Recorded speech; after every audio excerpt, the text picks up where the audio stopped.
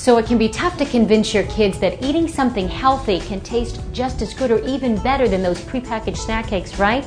Well, author of Feed Your Family Right and registered dietitian Eliza Zied is here to show us how these snacks can not only be healthy for you, but taste good too. Thanks for inviting us into your kitchen. Thanks, Julie. Thanks for having me. And kids go for the cookies and the snack cakes, but there are other things out there that you've prepared that are so much better and taste fantastic, right? Absolutely. There's so many beautiful foods that children and their parents can choose from the basic food categories that also taste great, but also give them great nutritional bang for the buck. This is just a combination of various colorful vegetables with some carrots and some different colored peppers. And the dip is made with onion broth and low-fat yogurt. Oh, okay. So it's a great thing for kids. They love to dip things. They have a lot of fun doing that. Right. And it's something that you can share and linger over an hour or so with your child. And they feel they're doing something fun. Absolutely. And it gives plenty of antioxidants and crunch and texture and taste. And it's also getting the calcium and the vitamin D in the There's a lot packed into this little snack. Another thing to dip with, you have some beautiful cucumbers, which are mostly made of water. They don't have a lot of calories in them, but they do have a little bit of fiber and some nutrients. But they make for a great dip. And also we have some whole wheat pita, which is another thing to use to dip. So you're getting some whole grains, you're getting some vegetables in, that's about a cup of vegetables right there. Right. And the hummus is wonderful. It's giving you protein, complex carbohydrates. It's made with chickpeas and some oils that provide omega-3 fats, so you're getting in so much nutrition and in such a tasty form. You know, this is a modest portion, but it provides such taste, texture, and fullness, which is very important, especially when kids eat very frequently because they get full so quickly. But this is something that can add to that, and it's whole wheat crackers with some raisins and some low-fat peanut butter.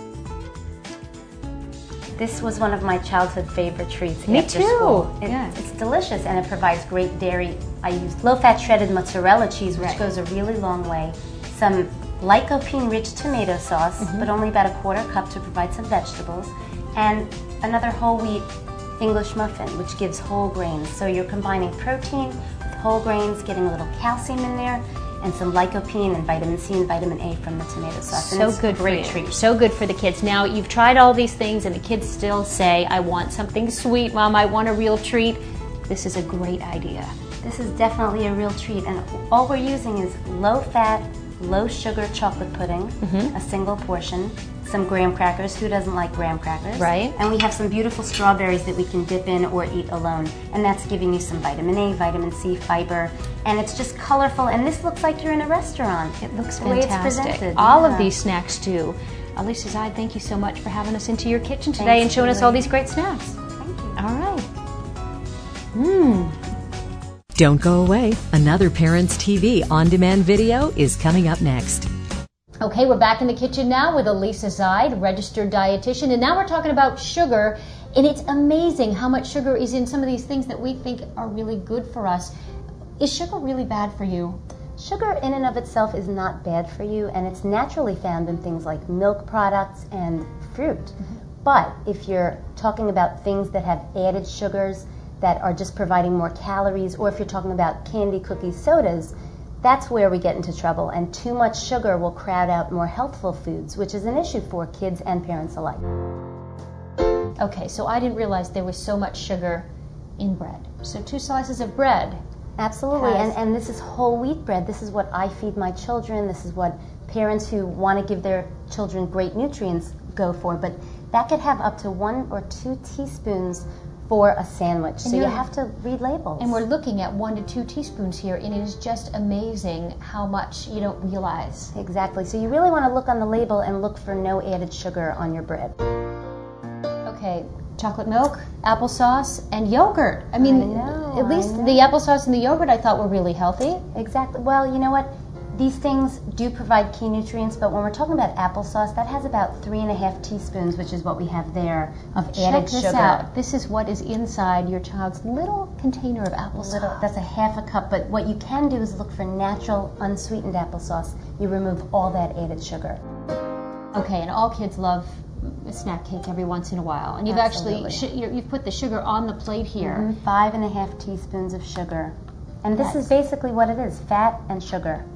So it's not giving you much. And if you've already had some chocolate milk or some applesauce or some bread even, you're going to pretty much max out on your sugar intake for the day. So that's a good question. How much sugar should we have? A child, a woman, where do we sort of max out there? Basically, what you want to try to stick to is about 10% of your total calories. Okay. So for a child who's eating about 1,000 calories, that would equal about 6 teaspoons of sugar. And that would be 24 grams. So when you're reading the labels on your bread and on your crackers and snack foods, you really want to look for grams, and maximum about 24. So if a child ate this cupcake, they would have almost all of their sugar for the day. And Pretty forget much. about the sandwich that they had and the applesauce and the yogurt for breakfast. Exactly. You All want to right. keep things like this to a minimum. Okay, finally, a soda. This isn't diet, this is regular soda, and look at this. How much sugar is this that's in one soda? 10 teaspoons of sugar. That's absolutely frightening. That's about 40 grams. So for a typical woman, 50 grams for a 2,000 calorie diet is all you want to aim for. So if you have one soda, you really don't have much other room for getting some other sugar into your diet. So that's why it's really critical, again, to read labels. 50 grams is the maximum for a typical woman, unless if she's trying to lose weight. All right. Eliza Zied, your book is Feed Your Family Right, has some great information in it, and now we know how to steer clear of too much hidden sugar. Thanks so much. Thank you, Julie. Thank you for watching Parents TV, Our Families, Our Lives.